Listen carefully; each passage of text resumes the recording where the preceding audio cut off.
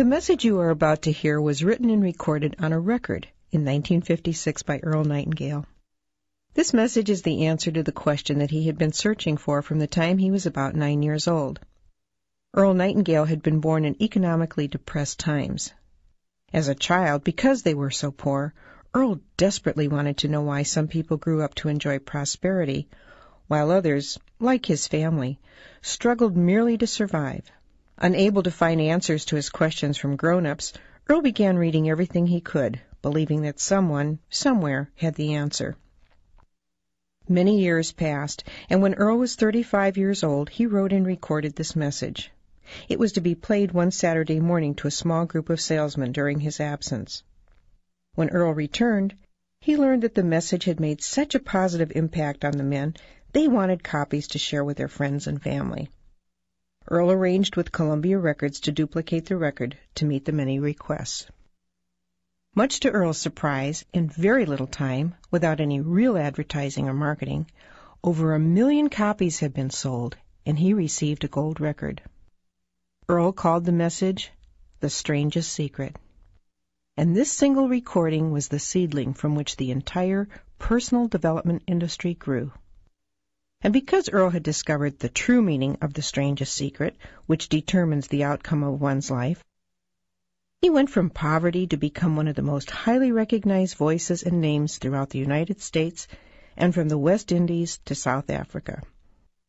His daily radio program, Our Changing World, was the world's most widely sponsored radio program and was heard daily across the United States, Canada, Mexico, Australia, the Bahamas, Guam, New Zealand, Puerto Rico, the Armed Forces Radio, and 30 countries overseas.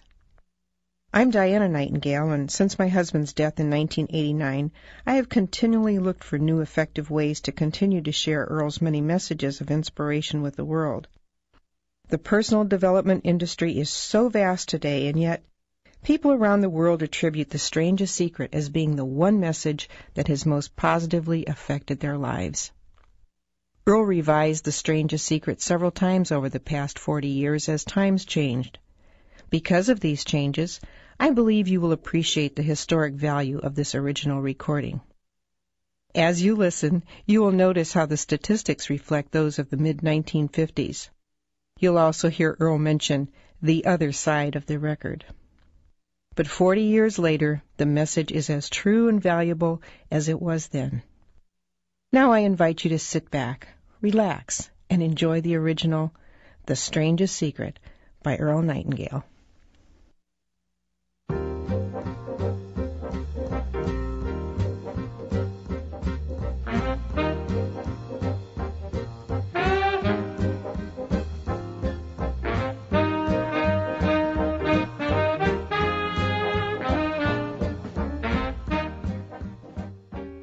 I'd like to tell you about the strangest secret in the world. Not long ago, Albert Schweitzer, the great doctor and Nobel Prize winner, was being interviewed in London, and a reporter asked him, "Doctor, what's wrong with men today?" The great doctor was silent a moment, and then he said, "Men simply don't think." And it's about this that I want to talk with you. We live today in a golden age. This is an era that man has looked forward, dreamed of, and worked toward for thousands of years. But since it's here, we pretty well take it for granted. We in America are particularly fortunate to live in the richest land that ever existed on the face of the earth, a land of abundant opportunity for everyone. But do you know what happens? Let's take 100 men who start even at the age of 25. Do you have any idea what will happen to those men by the time they're 65? These 100 men who all start even at the age of 25 believe they're going to be successful. If you asked any one of these men if he wanted to be a success, he'd tell you that he did. And you'd notice that he was eager toward life, that there was a certain sparkle to his eye, an erectness to his carriage, and life seemed like a pretty interesting adventure to him. But by the time they're 65, 1 will be rich, 4 will be financially independent, 5 will still be working, 54 will be broke. Now think a moment. Out of the 100, only 5 make the grade. Why do so many fail? What has happened to the sparkle that was there when they were 25? What's become of the dreams, the hopes, the plans? And why is there such a large disparity between what these men intended to do and what they actually accomplished. When we say about 5% achieve success, we have to define success. And here's the definition. Success is the progressive realization of a worthy ideal. If a man is working toward a predetermined goal and knows where he's going, that man is a success. If he's not doing that, he's a failure. Success is the progressive realization of a worthy ideal. Rollo May, the distinguished psychiatrist, wrote a wonderful book called Man's Search for Himself. And in this book he says, the opposite of courage in our society is not cowardice, it is conformity. And there you have the trouble today. It's conformity. People acting like everyone else, without knowing why, without knowing where they're going. Now think of it. In America right now, there are over 14 million people 65 years of age and over, and about 13 million of these 14 million are broke. They're dependent on someone else for life's necessities. Now, we learn to read by the time we're 7. We learn to make a living by the time we're 25. Usually, by that time, we're not only making a living, we're supporting a family. And yet, by the time we're 65, we haven't learned how to become financially independent in the richest land that has ever been known. Why? We conform. And the trouble is that we're acting like the wrong percentage group, the 95% who don't succeed. Now, why do these people conform? Well, they don't know, really. These people believe that their lives are shaped by circumstances, by things that happen to them, by exterior forces. They're outer-directed people. A survey was made one time that covered a lot of men, working men, and these men were asked this question. Why do you work? Why do you get up in the morning? 19 out of 20 had no idea. If you ask them, they'll say, everyone goes to work in the morning. And that's the reason they do it, because everyone else is doing it. Now let's get back to our definition of success. Who succeeds? The only man who succeeds is the man who is progressively realizing a worthy ideal. He's the man who says, I'm going to become this, and then begins to work toward that goal. I'll tell you who the successful people are. A success is the school teacher who's teaching school because that's what she wanted to do. The success is the woman who's a wife and mother because she wanted to become a wife and mother and is doing a good job of it. The success is the man who runs the corner gas station because that's what he wanted to do. The success is the successful salesman who wants to become a top-notch salesman and grow and build with his organization. A success is anyone who is doing deliberately a predetermined job because that's what he decided to do deliberately. But only 1 out of 20 does that. That's why today there isn't really any competition, unless we make it for ourselves. Instead of competing, all we have to do is create. Now, for 20 years, I looked for the key which would determine what would happen to a human being. Was there a key, I wanted to know, which would make the future a promise that we could foretell to a large extent? Was there a key that would guarantee a person's becoming successful if he only knew about it and knew how to use it? Well, there is such a key, and I've found it. Have you ever wondered why so many men work so hard and honestly without ever achieving anything in particular, and others don't seem to work hard and yet seem to get everything? They have the magic touch. You've heard them say that about someone. Everything he touches turns to gold.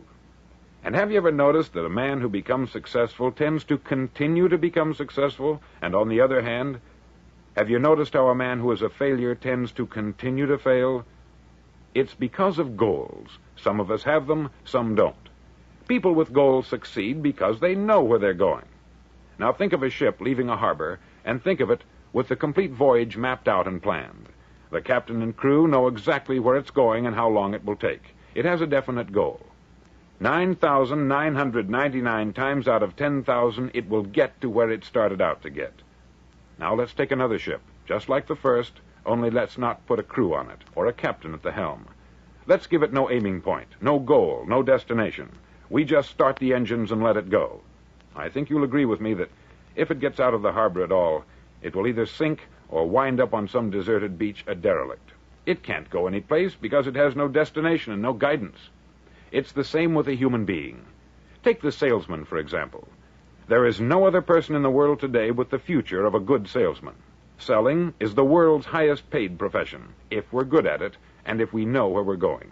Every company needs top-notch salesmen, and they reward those men. The sky is the limit for them. But how many can you find? Someone once said, the human race is fixed, not to prevent the strong from winning, but to prevent the weak from losing. The American economy today can be likened to a convoy in time of war. The entire economy is slowed down to protect its weakest link, just as the convoy had to go at the speed that would permit its slowest vessel to remain in formation. That's why it's so easy to make a living today. It takes no particular brains or talent to make a living and support a family today. So we have a plateau of so-called security, if that's what a person's looking for. But we do have to decide how high above this plateau we want to aim for. Now let's get back to the strangest secret in the world, the story that I wanted to tell you today. Why do men with goals succeed in life and men without them fail? Well, let me tell you something which, if you really understand it, will alter your life immediately. If you understand completely what I'm going to tell you from this moment on, your life will never be the same again. You'll suddenly find that good luck just seems to be attracted to you. The things you want just seem to fall in line. And from now on, you won't have the problems, the worries, the gnawing lump of anxiety that perhaps you've experienced before. Doubt, fear, well, they'll be things of the past. Here's the key to success, and the key to failure. We become what we think about. Now let me say that again. We become what we think about. Throughout all history, the great wise men and teachers, philosophers and prophets have disagreed with one another on many different things. It is only on this one point that they are in complete and unanimous agreement. Listen to what Marcus Aurelius, the great Roman emperor, said. He said, "A man's life is what his thoughts make of it." Disraeli said this, "Everything comes if a man will only wait. I have brought myself by long meditation to the conviction that a human being with a settled purpose must accomplish it, and that nothing can resist a will that will stake even existence for its fulfillment." Ralph Waldo Emerson said this, "A man is what he thinks about all day long." William James said, "The greatest discovery of my generation is that human beings can alter their lives by altering their attitudes of mind." And he also said, "We need only in cold blood act as if the thing in question were real, and it will become infallibly real by growing into such a connection with our life that it will become real. It will become so knit with habit and emotion that our interest in it will be those which characterize belief." He also said this, "If you only care enough for a result, you will almost certainly attain it. If you wish to be rich, you will be rich. If you wish to be learned, you will be learned. If you wish to be good, you will be good. Only you must then really wish these things, and wish them exclusively, and not wish at the same time 100 other incompatible things just as strongly." In the Bible you read, in Mark 9:23, "If thou canst believe, all things are possible to him that believeth." Dr. Norman Vincent Peale said this, "This is one of the greatest laws in the universe. Fervently do I wish I had discovered it as a very young man. It dawned upon me much later in life, and I've found it to be one of the greatest, if not my greatest discovery outside of my relationship to God. And the great law, briefly and simply stated, is that if you think in negative terms, you'll get negative results. If you think in positive terms, you will achieve positive results. That is the simple fact which is at the basis of an astonishing law of prosperity and success. In 3 words, believe and succeed." William Shakespeare put it this way, "Our doubts are traitors, and make us lose the good we oft might win by fearing to attempt." George Bernard Shaw said, "People are always blaming their circumstances for what they are. I don't believe in circumstances. The people who get on in this world are the people who get up and look for the circumstances they want, and if they can't find them, make them." Well, it's pretty apparent, isn't it? And every person who discovered this for a while believed that he was the first one to work it out. We become what we think about. Now, it stands to reason that a person who's thinking about a concrete and worthwhile goal is going to reach it, because that's what he's thinking about. And we become what we think about. Conversely, the man who has no goal, who doesn't know where he's going, and whose thoughts must therefore be thoughts of confusion and anxiety and fear and worry, becomes what he thinks about. His life becomes one of frustration, fear, anxiety, and worry. And if he thinks about nothing, he becomes nothing. Now, how does it work? Why do we become what we think about? Well, I'll tell you how it works as far as we know.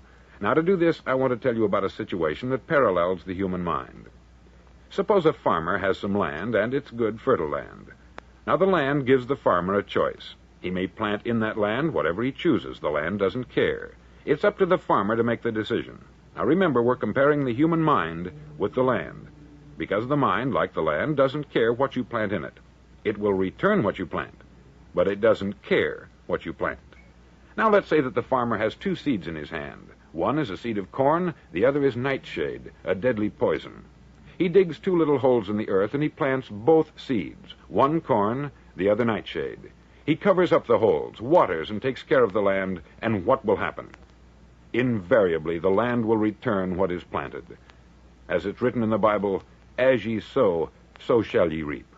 Remember, the land doesn't care. It will return poison in just as wonderful abundance as it will corn.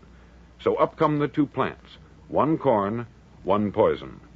Now, the human mind is far more fertile, far more incredible and mysterious than the land, but it works the same way. It doesn't care what we plant. Success, failure. A concrete, worthwhile goal, or confusion, misunderstanding, fear, anxiety, and so on. But what we plant, it will return to us. You see, the human mind is the last great unexplored continent on the earth. It contains riches beyond our wildest dreams. It will return anything we want to plant. Now, you might say, well, if that's true, why don't people use their minds more? Well, I think they've figured out an answer to that, too. Our mind comes as standard equipment at birth. It's free, and things that are given to us for nothing we place little value on. Things that we pay money for, we value. The paradox is that exactly the reverse is true. Everything that's really worthwhile in life came to us free. Our mind, our soul, our body, our hopes, our dreams, our ambitions, our intelligence, our love of family and children and friends. All these priceless possessions are free, but the things that cost us money are actually very cheap and can be replaced at any time. A good man can be completely wiped out and make another fortune. He can do that several times. Even if our home burns down, we can rebuild it, but the things we got for nothing, we can never replace. The human mind isn't used merely because we take it for granted. Familiarity breeds contempt. It can do any kind of job we assign to it, but generally speaking, we use it for little jobs instead of big, important ones. Universities have proved that most of us are operating on about 10% of our abilities. Decide now, what is it you want? Plant your goal in your mind. It's the most important decision you'll ever make in your entire life. Do you want to be an outstanding salesman, a better worker at your particular job? Do you want to go places in your company, in your community? All you've got to do is plant that seed in your mind. Care for it. Work steadily toward your goal, and it will become a reality. It not only will, there's no way that it cannot. You see, that is a law, like the laws of Sir Isaac Newton, the laws of gravity.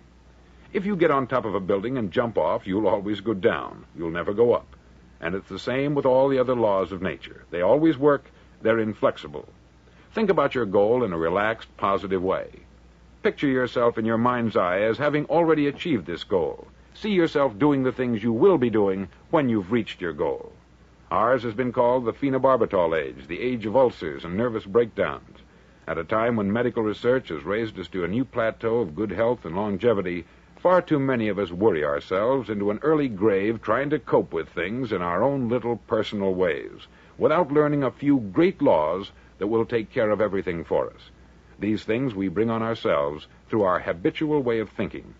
Every one of us is the sum total of his own thoughts. He is where he is because that is exactly where he really wants to be, whether he'll admit that or not. Each of us must live off the fruit of his thoughts in the future, because what you think today and tomorrow, next month and next year, will mold your life and determine your future. You're guided by your mind.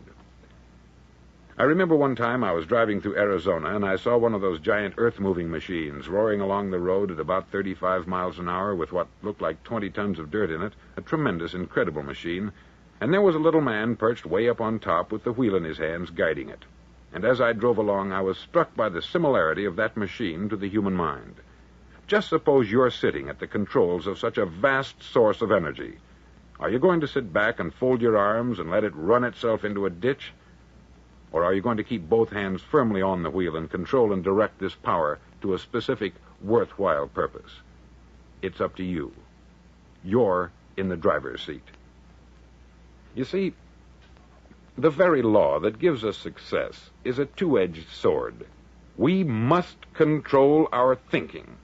The same rule that can lead a man to a life of success, wealth, happiness, and all the things he's ever dreamed of for himself and his family, that very same law can lead him into the gutter.